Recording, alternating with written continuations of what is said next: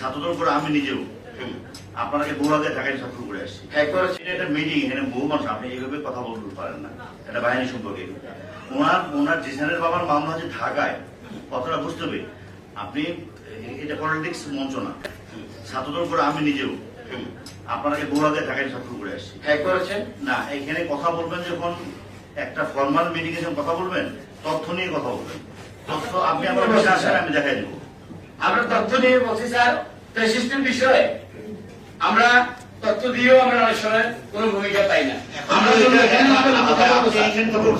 আপনারা এখন আপনার নিজের শত্রুকে আওয়ামী লীগ বানায় ধরার জন্য চেষ্টা করতেছেন। যাকে আপনার পছন্দ হয় না ওকে বেশি বানায়।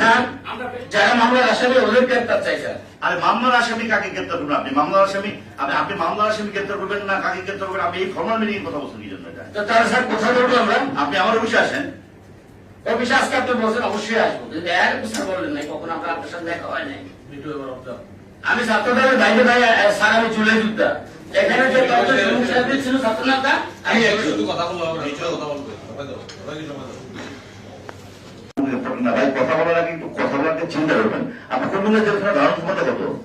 আমি 2 লাখ করে কিন্তু কাজে রাখতে পারবেন? কথা বলার চিন্তা করবেন। কি বলতেছেন?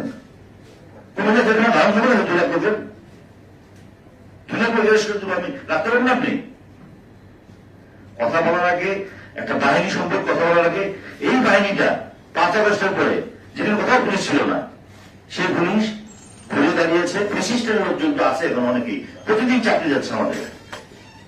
আমরা এবার জাতীয় নির্বাচন করে হয়ে নাই, জাতীয় নির্বাচন হয়েছে না এখানে? নির্বাচন কি সুষ্ঠু হয় নাই?